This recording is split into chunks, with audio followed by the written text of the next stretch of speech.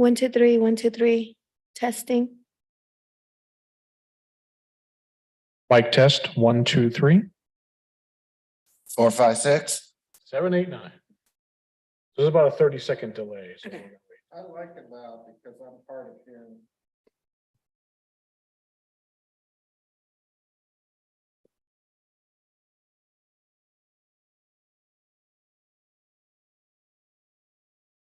Testing. Mic test, 1, 2, 3. 4, 5, 6. 7, 8, 9. About a 30-second delay.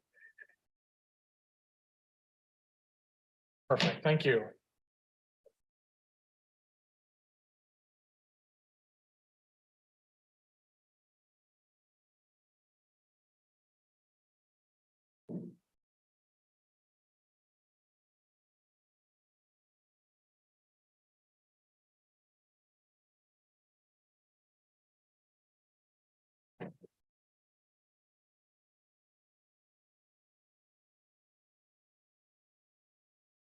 Turn on the music for the stream, and I will turn that off once the meeting starts.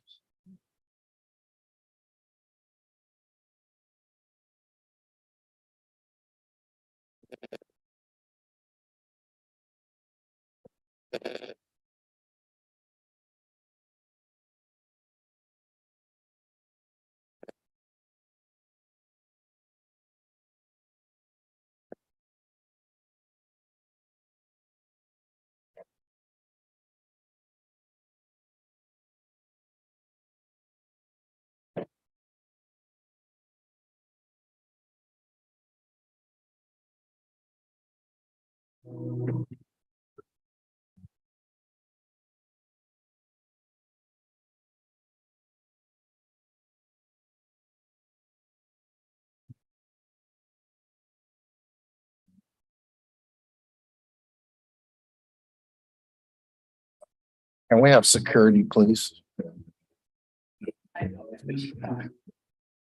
There's a vagrant just walked in.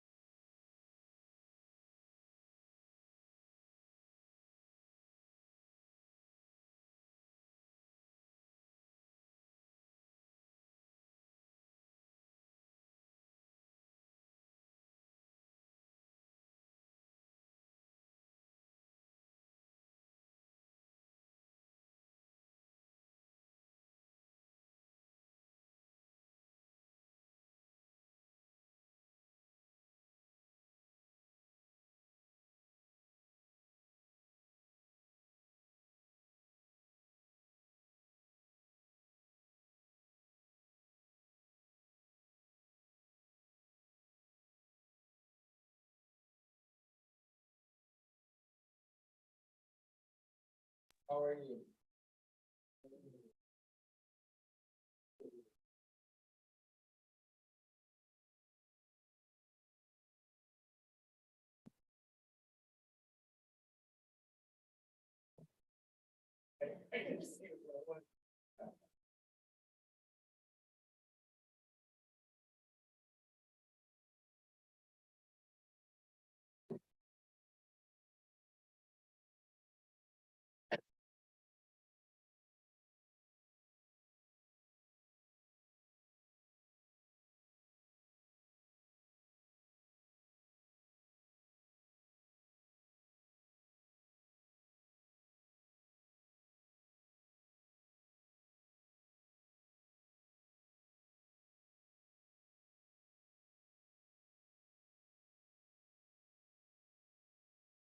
Chair, we have quorum.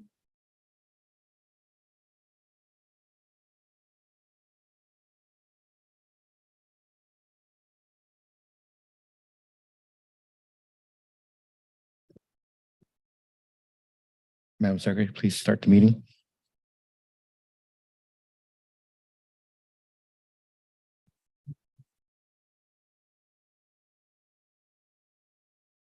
Thank you.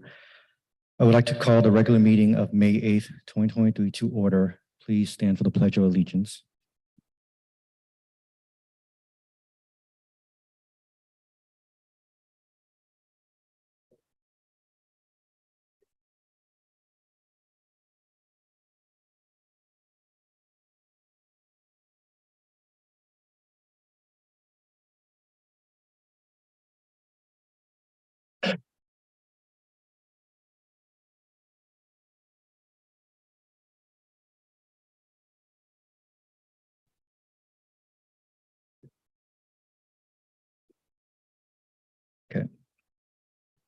Will the secretary please call roll?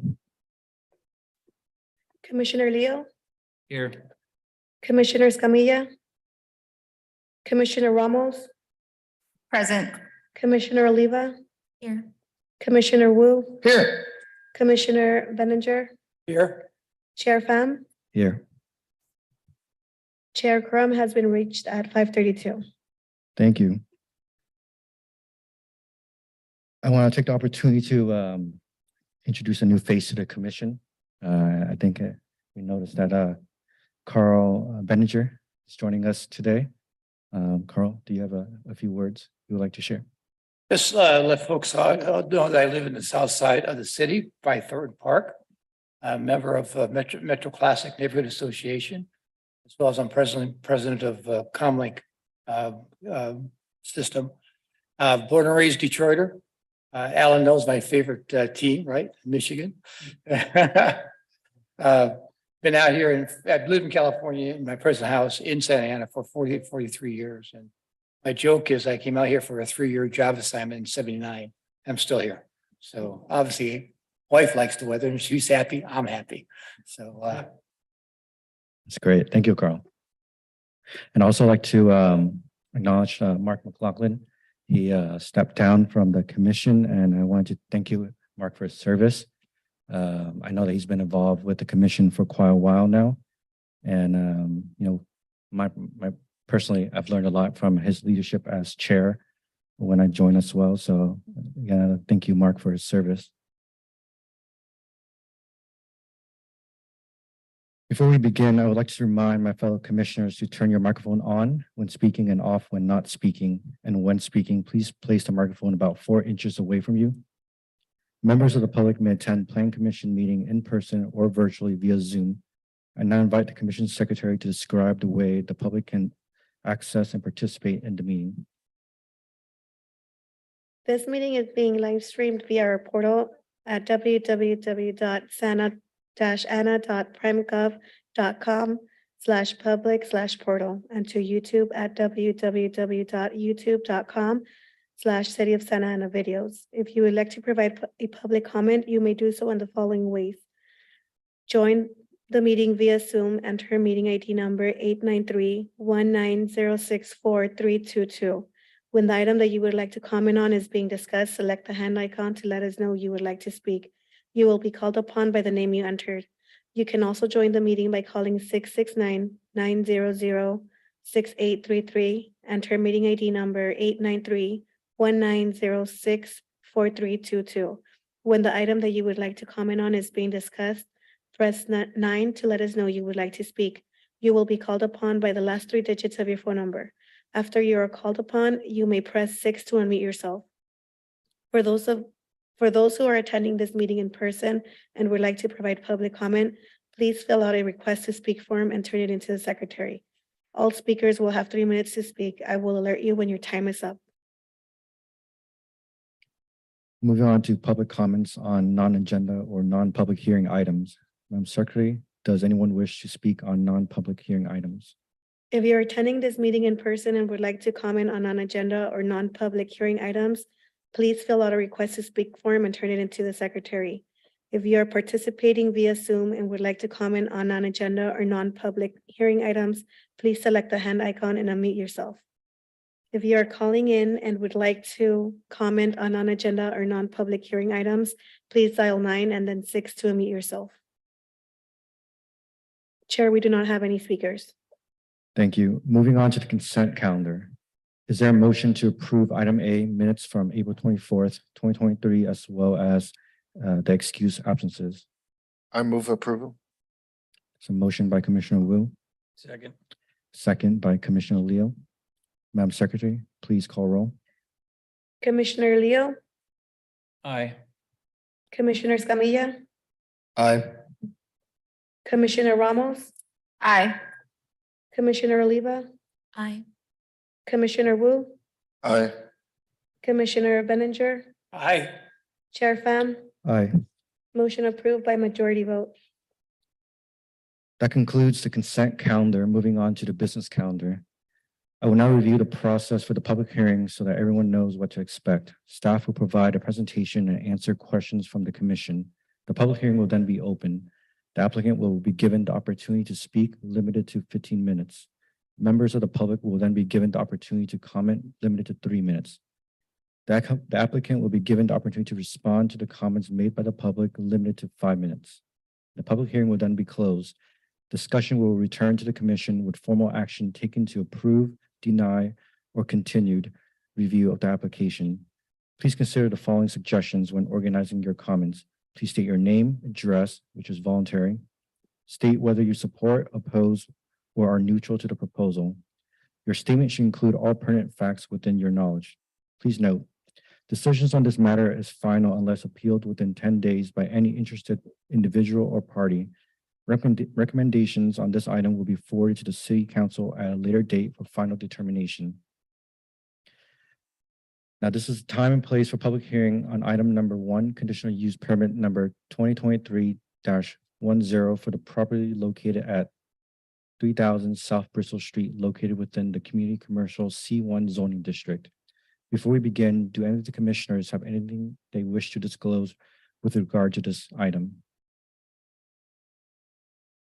Seeing none, Fernanda will now provide a brief presentation on the CUP. Thank you. Thank you, Chair. Good evening, members of the Planning Commission. Tonight I have for you item number 1, the Seven Leaves Cafe, a CUP for drive-through service. The applicant is requesting approval of conditional use permit number 2023-10.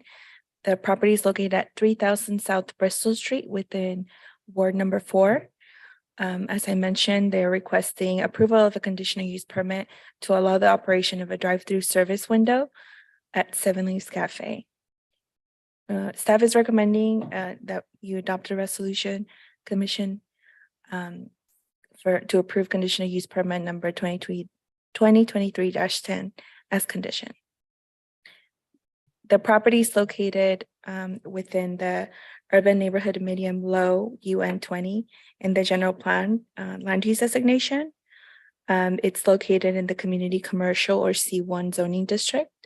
To the north, there's commercial and retail. To the east, there's also commercial retail.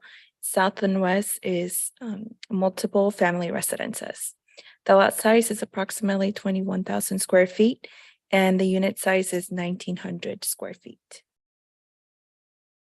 The site was developed in 1967 as a service station. It was demolished in 1993. Then in 1995, the site was developed with the 1,900 square foot Walgreens with a drive-through window. In August 8th of 2022, the applicant, which is Seven Leaves, submitted a development project review for staff to review. Then on March 20th of 2023, the applicant submitted the conditional use permit application to allow the operations of a drive-through window. Seven Leaves Cafe operates in 29 other locations in Southern California, one of which is located at 1700 East McFadden Avenue. The proposed hours of operation are 8 a.m. to 11 p.m. daily. This is the site photo as it exists today. As previously mentioned, the site is developed and occupied, or was developed with the Walgreens in 1995, and it's currently occupied by Walgreens. This is what the new proposed site plan looks like. They're proposing to have the same drive-through. They are providing or exceeding actually the code requirement. So the code requires that they have a stacking of 160 feet, and they're currently exceeding that. They're proposing, so the code requires that they propose 80 feet from the beginning of the drive-through to the order point, which they're providing. And they have to have another 80 feet from order point to the pay window, and they're currently exceeding that by providing 130 feet. This is what the floor plan looks like. They are proposing to accommodate for 29 patrons. And the dining area is approximately 647 square feet. And then they have a prep area of 550 square feet. This is a proposed elevation. Staff work with the applicant to incorporate colors and materials to update the existing building. An analysis of the site access and site circulation determined that the proposed site plan provides adequate space for vehicles to maneuver through the project site and drive-through lane. The drive-through lane window service is designed and intended to generate the least amount of impacts by exceeding the stacking requirements. The drive-through operation is also designed to generate minimal noise impacts, as the speaker boards will be located under canopies that will act as buffer. We also included a condition, which is condition number 4 in the resolution, for the applicant to provide an employee outside to expedite order process in case there's an overflow of stacking vehicles. Conditions of approval, property maintenance agreement, and standards in the Santa Ana Municipal Code will address any potential negative impact. In accordance with the CEQA guidelines, the project is categorically exempt from further review pursuant to section 15303 of the CEQA guidelines. A notice of exemption, environmental review number 2022-93 will be filed for this project, and there is no fiscal impact associated with the action. And with that, staff is recommending that we adopt a resolution approving conditional use permit number 2023-10 as condition. And I'm available for any questions. Thank you, Fernanda. The public hearing is now open. Does the commissioners have any question for staff or the applicant? I'll start down from Commissioner Benninger. A couple of questions that I have is, first of all, I live within 1.5 miles of this location. And I don't want to see traffic backed up into, in this case, it looks like Segerstrom, if it does back up. I'm just kind of curious, is there any other facilities that you operate that have drive-throughs? And what is your anticipated number of cars in drive-through? I believe there's a Taco Bell across the street that has a drive-through. But we worked with the applicant to ensure that they met the code requirement in terms of stacking distance. So they are required to have 80 feet before the order point, which they are providing. And in case there's any overflow, we did include a condition to provide staff to come out and expedite the ordering process. Commissioner Benninger, also thank you, Fernanda.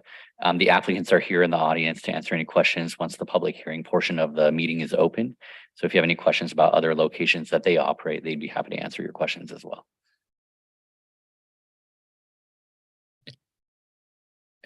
You're good. Thank you.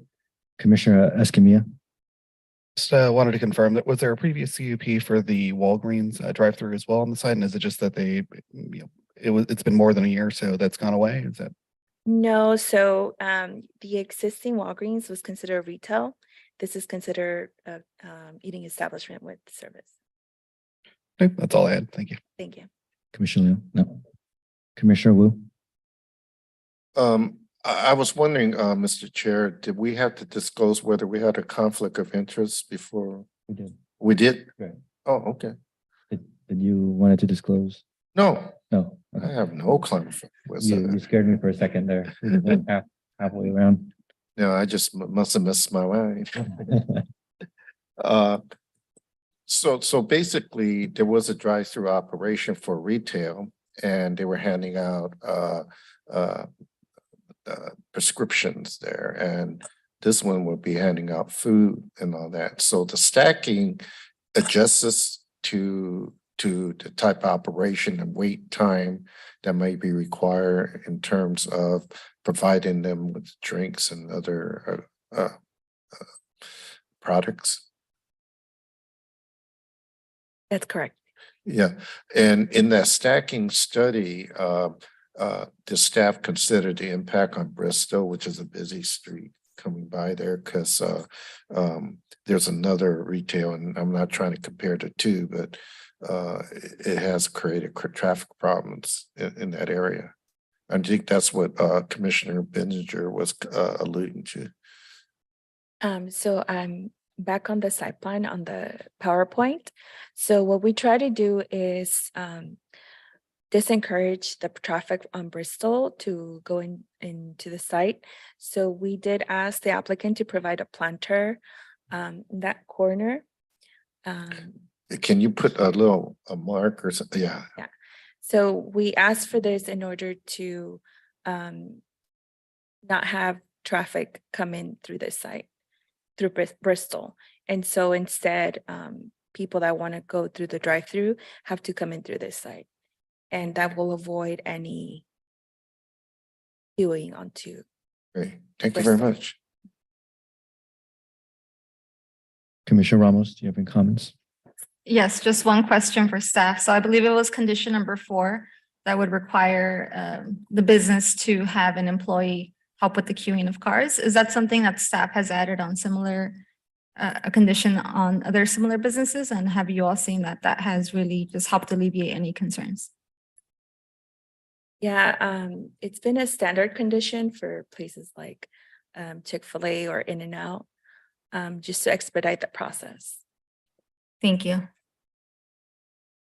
Commissioner Oliva? No additional questions.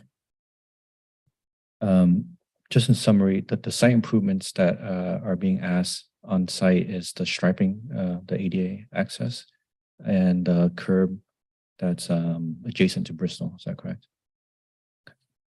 Do they have a trash enclosure on site or?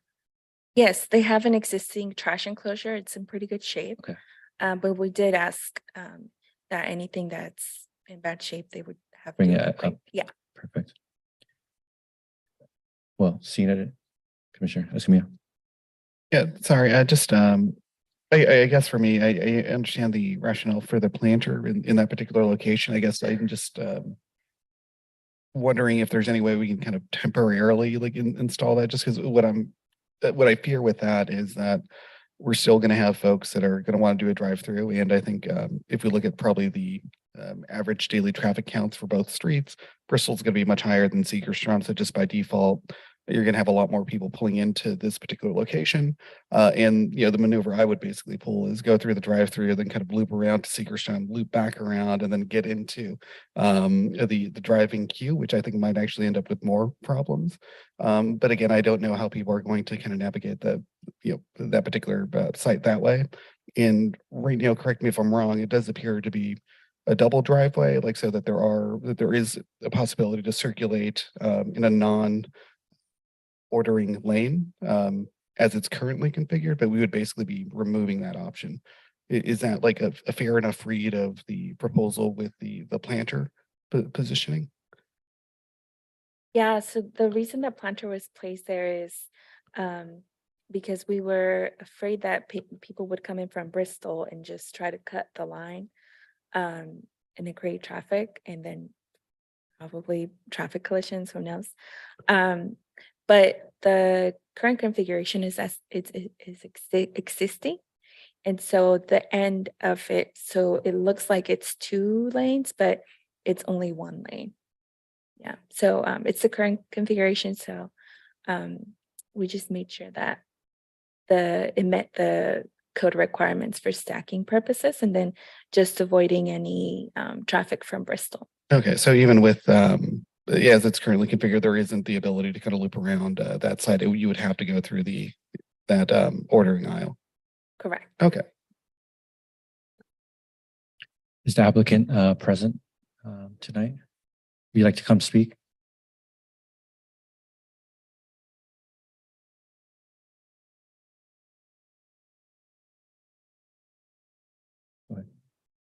Hello, members of the Planning Commission. My name is Toby. I am the designer on this project. And I don't really have any comments, but I am open to any questions you may have. Does the commissioners, any? Commissioner Yes, Bennington? now I get to ask my question. Do you operate any other stores with drive-through?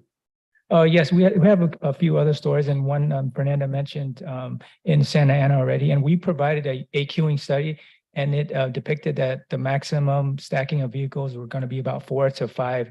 And we have more than sufficient length for that. What I was referring to earlier in my conversation was the In-N-Out Burger on Bristol and MacArthur, which backs up into Bristol all the time, creating a havoc. I do enjoy the fact that it's going to be entering from Segerstrom, the less crowded of the 2 streets. I think that's an excellent idea.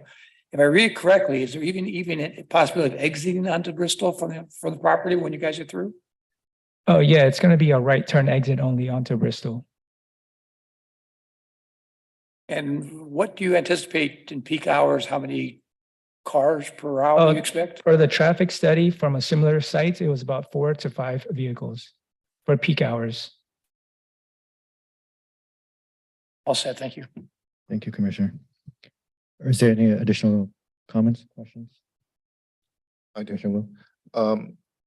You are leasing the area of the site, right? From the second string company, and it's under a master lease for the whole thing, right? So under that lease, are they going to take care of you? Because I know, don't you have another store that is in where the Target is on Harbor and forget that street, either Westminster or, yeah. Yeah. And they've been fixing something or they have a vacant property for a long time. And I was just wondering if that any development that the property owner has will delay you guys from getting your thing done. So my name is Michael Trang, the director of Seven Leaves Real Estate. Yes, we are leasing the property from the Segerstrom family. And it's just on a separate parcel.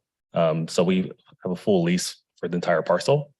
As for the property you're referring to, I'm not 100% sure. So it's okay.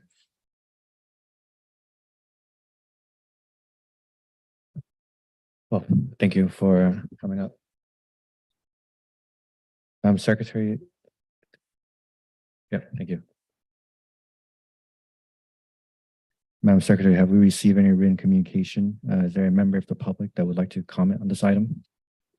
We have not received public comment prior to the 4 p.m. deadline.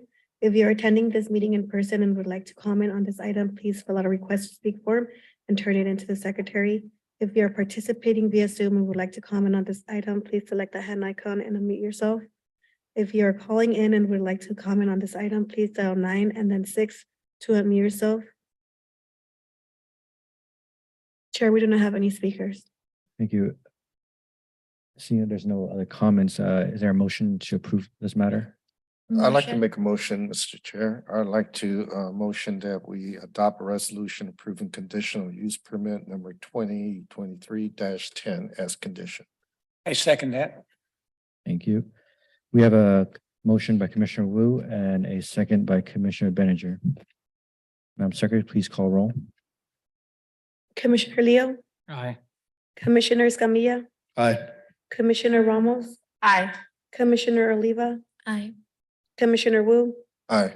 Commissioner Benninger, Aye. Chair Pham. Aye. Motion approved by unanimous consent. Thank you.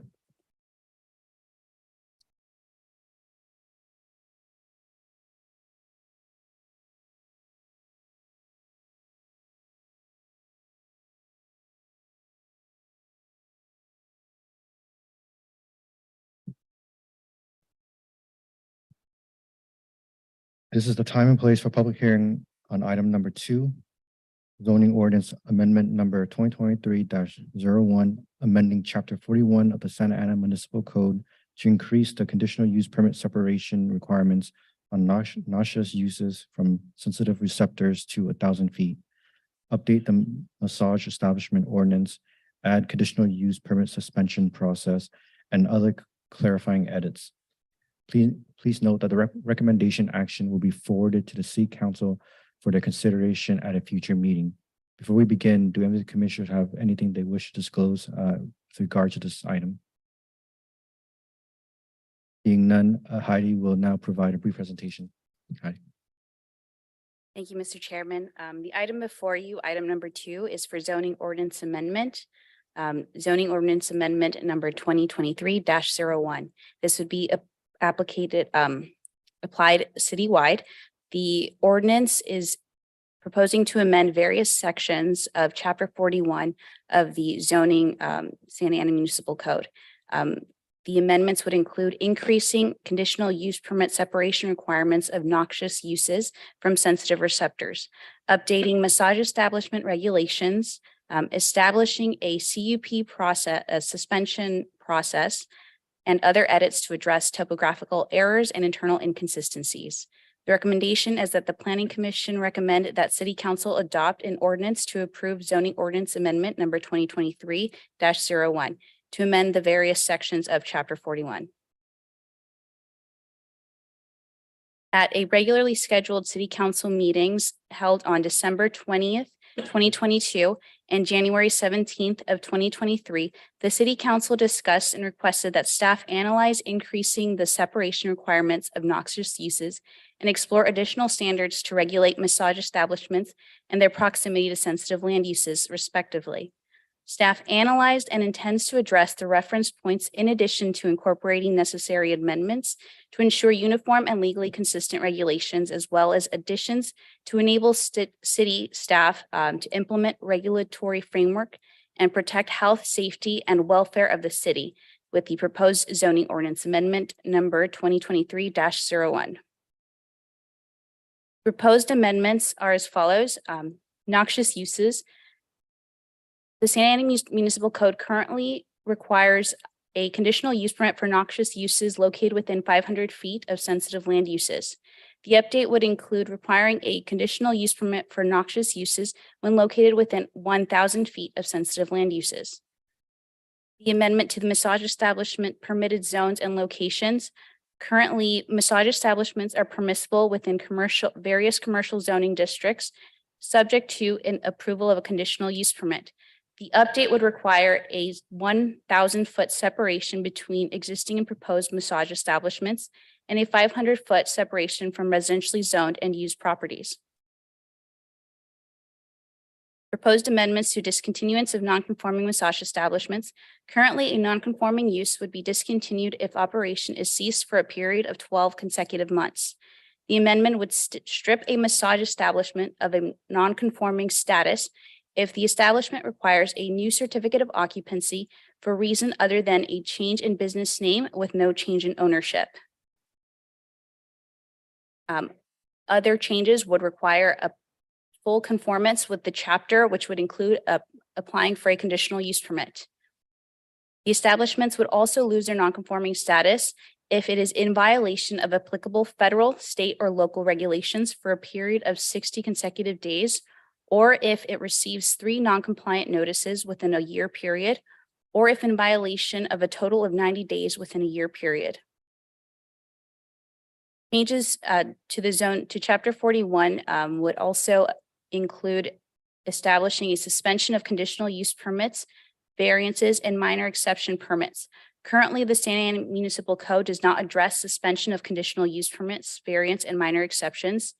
Therefore, adding section 41-650.5 would allow staff to permit suspension of a conditional use permit, variance, minor exception, and other land use entitlements when failing to comply with the applicable regulations or conditions of approval. Changes were also made to the revocation procedure for conditional use permits and variances with minor text amendments for language consistency. Change of nonconforming usage was amended to reference recently amended section 41-683.6 and the proposed 41-683.7. The amendments to off-street parking sections, various listed sections were updated or proposed to be updated to reference the correct off-street parking article. Amendments to schools is proposing to delete the reference to child daycare in the definition for schools and replace with the new term that was recently amended and established as daycare centers. Changes are also proposed to the notification requirements, which were proposed under OA 2023-1. These would be consistent with that amendment. The proposed amendments would provide additional support to preserve the community's interests and address their concerns. The amendments are also consistent with various goals and policies of the general plan related to air quality, conservation, safety, and land use. The amendments would also continue to protect health, safety, and enhance livability citywide, as well as addressing internal consistencies. The proposed amendments are not subject to CEQA as it is not defined as a project based on CEQA guidelines. There is no fiscal impact associated with this action. With that, staff is recommending that the Planning Commission recommend to City Council to adopt an ordinance to approve ZOA number 2023-01 to amend the various discussed sections of Chapter 41 of the Santa Ana Municipal Code. That concludes my presentation, and I am available for questions. Thank you, Heidi. The public hearing is now open. Does the commission have any comments? Commissioner Benedict? Yes. Thank you. On the definition of daycare center, will that cover also senior centers? So the definition for daycare centers is not being updated. The definition for schools is being updated to capture amendments that were adopted with a previous ordinance. The terminology of daycare could apply more than to just students or young children. Commissioner, thank you. The zoning code does make a distinction between adult daycare and daycare for the purposes of children. So they are seen as distinct uses in the zoning code. Thank you. Commissioner Escamilla? I just like to thank staff on this particular item. Well, for a couple of reasons. Number one, I just like seeing the outdated zoning code updated on a regular basis. I think this is really what we should be here for. And I think that these are really great updates. So we're really, I think, the work that you have done is in response to the demands that the community has already kind of laid out. I know that we have a lot of older conditional use permits that we didn't have a mechanism to enforce on. And I see some folks in the audience that might be nodding their head along with that. And so I just wish you all the best in implementing this. You have my full support for making this as easy on staff as possible. So I don't necessarily want you all to keep coming back to us. You know, if you all see a violation of a conditional use permit requirement or any other entitlement, I think you should make sure that everyone is held to the standards that they agreed to when they applied for those permits. So thank you for bringing this item. I know there's going to be a lot of folks out in the community that are going to be very happy with these updates. Commissioner Leo. First of all, I thought it was entertaining that noxious uses and massages were together, but that's the use of the terms were interesting. So I just had one question. The definition of massage, does that include Sobador or does it not? I mean, you can translate for others. Could you elaborate on? A Sobador in Spanish, the translation is dislocation. You tend to find them in interesting places. You don't tend to find them, or maybe they're doing it out of their home. So I'm just wondering if the term massage includes variation, the cultural variations that run throughout the city. Because someone may say massage and someone may have one connotation, but there's many different things in that universe that would entail the definition of what one might consider massage. So you go to a Sobador to relieve pain, right? In many different ways. So is that massage or is it actually dealing with your bones? How is that working? So that's what I'm wondering how broad the definition is when it comes to massage, because most of it's medical, but I'm just wondering if it includes that definition and others that I don't know of. So to my knowledge, I don't believe that's included within the umbrella of a massage establishment. A massage establishment identifies where the massage establishment is the primary and principal use, where there is ancillary other massage types of services, for example, with medical offices, chiropractic offices, where that service is offered ancillary, that would be considered a service. Okay, and then what do we do with home massages? Because people do get massages inside their home. How is that covered? Or are we just dealing with brick and mortar massage locations? Yes, it's my understanding it would be with brick and mortar when enclosed within a commercial space. Okay, thank you. Commissioner Wu. I'd like to follow up on Commissioner Leo's question regarding massage from a cultural aspect. Massage in the Western sense sometimes has a sexual connotation. That's on their bad. In our culture, it's health. And it's about pressure points and it's about manipulation, as he said, of the body, circulation, the blood, you know, the bones and all that. Are we following under the massage definition? I know that you're trying to clean up the language and it's regulated by state health and many other area. I just want to be reassured that we're not going to have the same situation that we had in Georgia where someone misunderstands something to be a prudent and Western definition of sex is bad when they were health professionals that are providing a health service to a population. So as our planner stated that massage business when conducted with a medical use as ancillary to a service use, it's not going to be considered a massage under this definition and does not require the separation nor the conditional use permit requirement. So it doesn't require the separation, but how does someone interpret it when they visit the establishment as it being entertainment or health? I mean, are we trained in that aspect? So the land use matter really differentiate between the licensing type of massage. We don't get into or provide the directions for advertising of what type of services and whether it fall into medical or therapeutical. But in a sense we are, because we're trying to decide whether or not allow land use for a certain thing that may be based on a perception or a view of what kind of business they are serving, right? So when we do the conditional use permit, it's going to be our duty to look into it a little more, or will staff be doing it from their analysis standpoint first.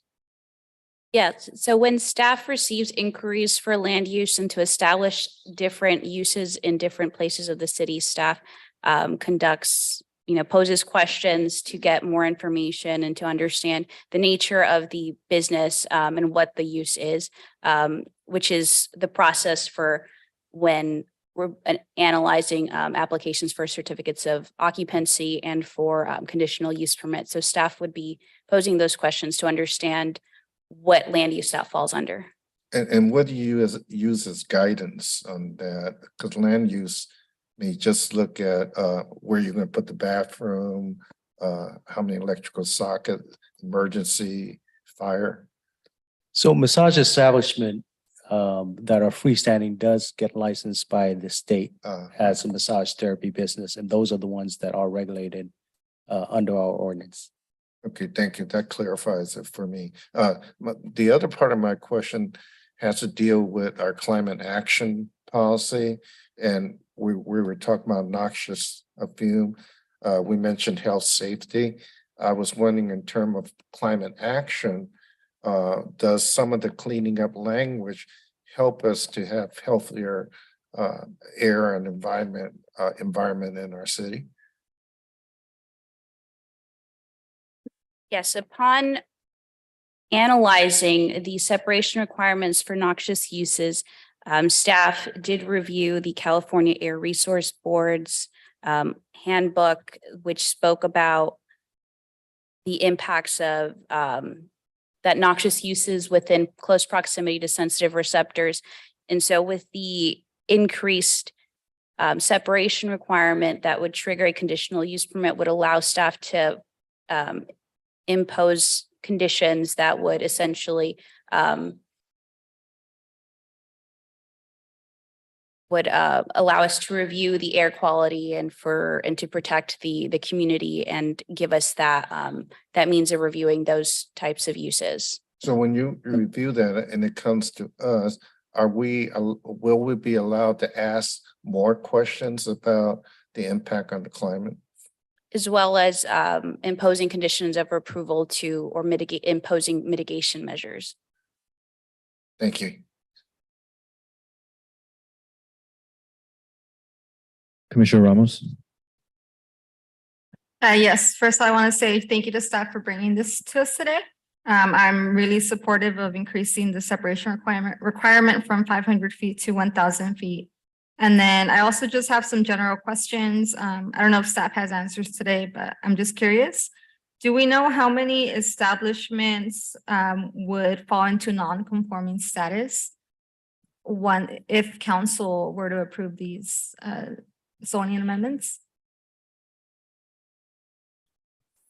Would that be for massage establishments? Sorry, yes, for massage establishments. And then the second question is, do we know how many establishments might have their CUP suspended as well? So I don't believe any massage establishment has a conditional use permit today. Our last inventory shows that we have over 75 massage businesses in our city. That's almost a ratio of 3 to 1 per square miles. And then the other question was, do we know if we have any locations that would have their CUP suspended, whether it be a massage establishment or not? I'm not familiar with any. Okay, thank you. That was it. Commissioner Olga? Thank you. No questions, but I do appreciate the proposed amendments. They're very clear. It negates any sort of loophole or anything that people were probably using prior to this update in language. So I appreciate the proposed amendments. Thank you. Thank you. I like echo the same thing. I think clarity in the zoning ordinance and zoning code is great. Just a quick question on for the CUP for the massage parlor. Is there a reason why we didn't just make an administrative review and approval rather than a CUP? I'm just thinking in line of similar to the cell towers I think decision like that, staff could review and approve without having it to come up as a CUP. We currently don't have an administrative CUP process yet. But I think this could be something that would be eligible once we have that process put in place.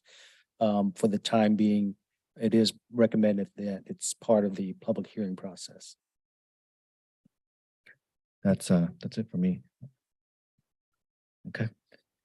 Madam Secretary, have we received any written communication? Is there any member of the public that would like to speak on this item? We have not received public comment prior to the 4 p.m. deadline. If you are attending this meeting in person and would like to comment on this item, please fill out a request to speak form and turn it into the secretary. If you are participating via Zoom and would like to comment on this item, please select the hand icon and unmute yourself. If you're calling in and would like to comment on this item, please dial 9, then 6 to unmute yourself. Chair, we don't have any speakers. Okay. Is there a motion to approve this matter? I would like to motion to approve. I second. We have a motion by Commissioner Escamilla and a second by Commissioner Wu. Madam Secretary, please call roll. Commissioner Leo, Aye. Commissioner Escamilla, Aye. Commissioner Ramos, Aye. Commissioner Oliva, Aye. Commissioner Wu, Aye. Commissioner Benninger, Aye. Chair Pham. Aye. Motion approved by unanimous consent. Great. Thank you, Heidi. Well, this concludes the business calendar. Moving on to the administrative matters. The first item on this discussion is the election of vice chair. Given that Mark served as vice chair previously for the remainder of 2022-2023 term, we'll now take nomination for vice chair.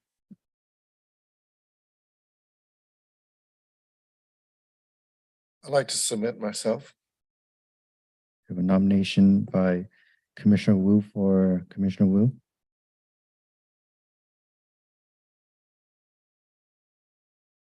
I'll also nominate Commissioner Ramos as well.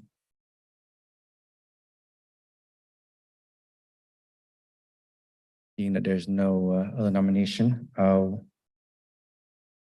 call for, you would like to share a few words about why you would like to be vice chair, and then we'll call for a vote.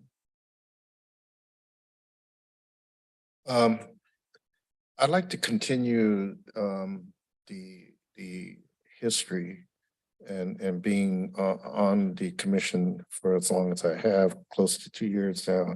I think that we have done a lot of good things. We approve a lot of good housing projects. We're now getting into a lot of mixed use kind of project. We've had a pretty good working relationship that's been kind of cordial. I think some other areas we need to kind of look at is these conditional use permits a little further. That extends a lot of, as executive director men say, it's for the well-being of the community, keep them happy with all these liquor licenses. But at the same time, I think we also need to look at the climate action policy and how some of these development impact it and the impacts on the neighborhood. So, and to be there when Chairman Bao, when you're not available, I see that as not so much about the position being something to rule, but to facilitate discussion and to come to agreement over policy. Thank you, Commissioner Wu. Commissioner Ramos. Yes, well, first off, thank you for the nomination. I'm happy to be considered. So just very quickly, I've been a past chair of the Housing Commission, very familiar and comfortable with Robert's Rules of Order. So I would feel very confident in helping facilitate these meetings when the chair needs assistance or when the chair is not able to be here. Just also ready to continue to serve on this commission in a new capacity. So just excited for being considered in the opportunity, and I'll keep it at that. Thank you all. Thank you. So since Commissioner Wu was the first nomination, I'd like to call for a vote. Well, is there a second? There's no need for a second, is that correct? Right? Oh, good evening, Chair and Commissioners. For nominations, a second is not ordinarily required. Okay. Madam Secretary, please call roll for Commissioner Wu, the nomination of Commissioner Wu. Commissioner Leo, Aye. Commissioner Escamilla, No, Commissioner Ramos, No. Commissioner Oliva, No. Commissioner Wu, Yes. Commissioner Benninger, Yes. Chair Pham. No. Motion fails with Commissioner Escamilla, Ramos, Oliva, and Chair Pham dissenting. Thank you. Please call roll for the nomination for Commissioner Ramos. Commissioner Leo, No. Commissioner Escamilla, yes, Commissioner Ramos, Yes. Commissioner Oliva, Yes. Commissioner Wu, Yes. Commissioner Benninger, Yes. Chair Pham. Yes. Motion has been approved by majority vote with Commissioner Leo dissenting. Thank you. Congratulations, Commissioner Ramos. And thank you, Commissioner Wu, for your nomination as well. Yes, thank you all. Now, we also, with the absence of Mark, we also have a opening on the Historic Resource Commission. I think we typically have a representative from the Plan Commission attend those meetings. Is there a interest from the commission or a nomination from the commission for a representative? yeah, I would like to throw my hat in the race for it, and we can definitely, open it up to others as well, but I can let you know why I want to be on there. I'll second that. Well, thank you, Alan. No, I think just as far as for me, right? So you worked in the Santa Ana History Room for about 10 years and definitely love everything historic. And I think right now we do need to do some coordination between our commission and historic to ensure that as development occurs in the city, there's probably about 10 or so buildings that I think are extremely high risk, including the one that we currently stand in right now for demolition, right? So plans for the Civic Center revitalization, new development along 17th and Grand that might take out the Santa Ana Medical Facility. So things that I think we need to consider as far as potential future historic designations. And I would definitely love to participate in those types of conversations with the Historic Commission as well. So that's why I want to get involved on that commission as well. Thank you. Well, and thank you for volunteering as well. Is there any other interest to the party? Being none, there's a nomination for Commissioner Escamilla. Madam Secretary, please call roll. Commissioner Leo, Aye. Commissioner Escamilla, Aye. Commissioner Ramos, Aye. Commissioner Oliva, Aye. Commissioner Wu, Aye. Commissioner Benninger, Aye. Chair Pham. Aye. Motion has been approved by unanimous consent. Great. Thank you. Moving on to closing comments. Is there any closing comments from staff? Thank you, Chair. I want to congratulate Vice Chair Ramos and congratulations Commissioner Escamilla. I would also like to welcome Commissioner Carl Benninger to the Planning Commission. Look forward to working with you. And finally, I do want to publicly thank Commissioner McLaughlin for his years of service. Certainly, it's been a pleasure working with him for those many years. So with that, do you have any comments? Ditto what Min said. Thank you, Min. Thank you, Ali. Do any of the commissioners have any closing comments? Yeah, I'd like to close today's meeting by dedicating it to former Commissioner McLaughlin for his years of dedication and service on the Planning Commission. And That's it. And to commend him for his great work on this and leadership on this commission.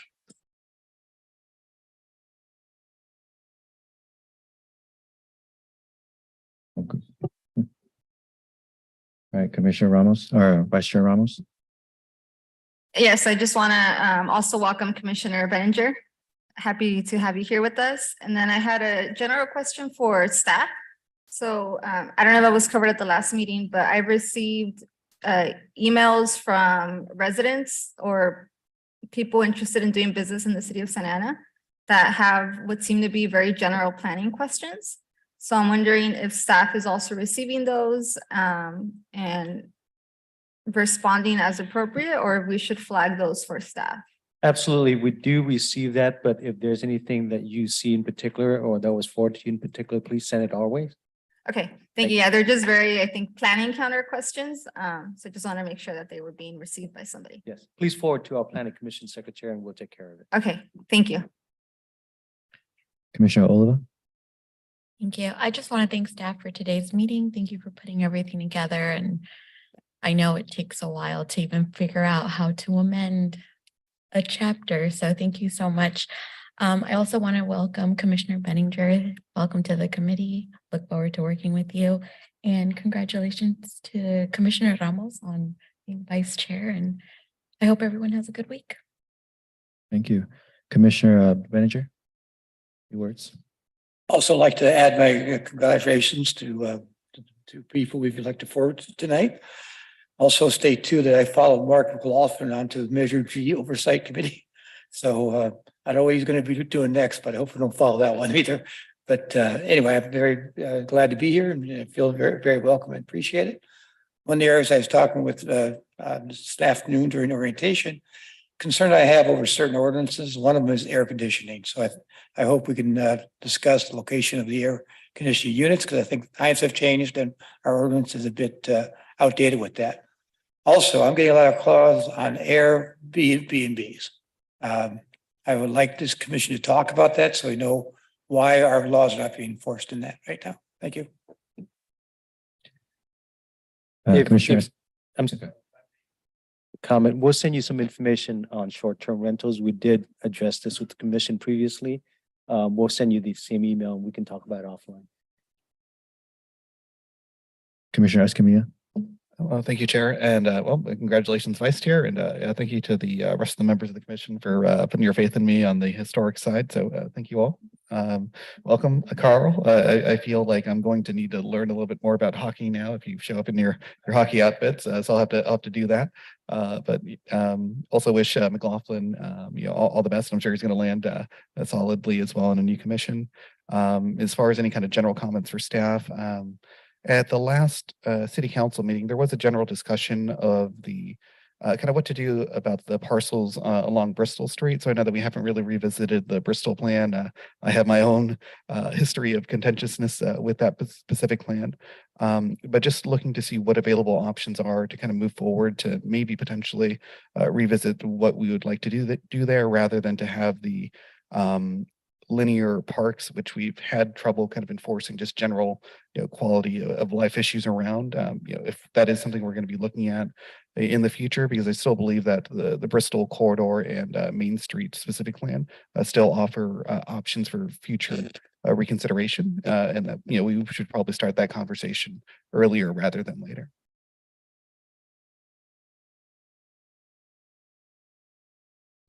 Commissioner Leo. I ditto on Airbnb, I've been asking, and thank you for the first email. Is there a phone number people can call? Because I've been contacted by 5 or 6 people. I think that because we're not as vocal about it, not wanting Airbnb, I think people are just taking advantage of the current situation. Second of all, when we have, I think it goes a little bit to Commissioner Wu's comments, when we have issues where words may mean different things in different cultures, if staff could give us examples, Ali, like of what we're attempting to do. Like tonight, massage was one. We may have other issues, and not only for us, but for general public. So when they get to the counter, or at least they talk to you guys, they go, oh, it may include blah, blah, blah. So you have an example and show it to them. The other thing is that, while we have plenty of water currently, do we have a drought resistant, like landscape plan that people can adopt in their homes now? Just given that we have water, but hey, more water we can serve, the better. So do we have like a basic thing that people can do? Do we have incentives for people to change things? I don't know. That's why I'm asking. I don't know if it comes from us or it comes from somewhere else. Thank you. Commissioner, there are drought tolerant landscape guidelines and even like sample designs. There's 4 different sample designs and there's 4 different illustrations of how those plans actually came out with photos on the planning division webpage that we're often able to refer folks to in case they just don't know where to get started as a sort of like, hey, if you do this, we'll approve it. And secondly, from time to time, rebate programs do become available. And when they do, those are published on our web pages as well. And then lastly, even for the landscape parkway, which is the strip in between the sidewalk and the street, there's also drought tolerant landscape guidelines from the Public Works Agency that kind of helps people who, just need a baseline to get started, figure it out. But we'll certainly email those to the commission if requested, just so that you guys can also forward those to any folks that you think might be contacting you for assistance. And then I had one final question. I don't know if we have the answer to it, but so many neighborhoods in this city have jacaranda trees. They're really nice, and then they become a massive mess, and then everybody's got to clean them up. I can only imagine what the cost is to clean it up. And I'm wondering if that is something at some point we can have a discussion about, because the jacarandas tend to be in the public space, or that space in between the street and the sidewalk. And if we can figure out a way to slowly replace over years, that'd be a great thing, because I think, well, they look great for 1 month. Everybody else is going to clean it up for 6. So, and listen, I'm just channeling my former commissioner, Don Cribb, and landscaping, but it is one of those things. I mean, it's everywhere in the city. It does not discriminate by neighborhood. How's that? So if we could talk, if at some point we could think about what we do down the road, but I think it's something that we as a commission could give guidelines. How's that? They do look good. For the month that they're. But as you mentioned, I would channel your thoughts to our public works director as part of their review process for street tree and installation of new street trees in the future. I just want to respond to your question regarding how do you provide the city with information about Airbnb or to report those situations. You can call in at 714-667-2780, and that is the code enforcement information line that can be for reporting of anything other than just Airbnb. But we can also provide the opportunity for reporting on My Civic, which is an app that you can download. We receive those complaints as well. And then also the opportunity for reporting is also available on the code's website. It usually starts on Nextdoor and then it evolves to an email or neighborhood conversation. And also you have a flyer, executive recommend, that has been distributed through neighborhood improvement that's making its round around the neighborhood associations as well. The information that we provide regarding Airbnb will develop, be able to provide that for our residents who wants to learn more about how our code works. In the meantime, if you want to refer them to either code enforcement or the planning division, we have to explain to anyone who would like to know how the city don't permit Airbnb currently.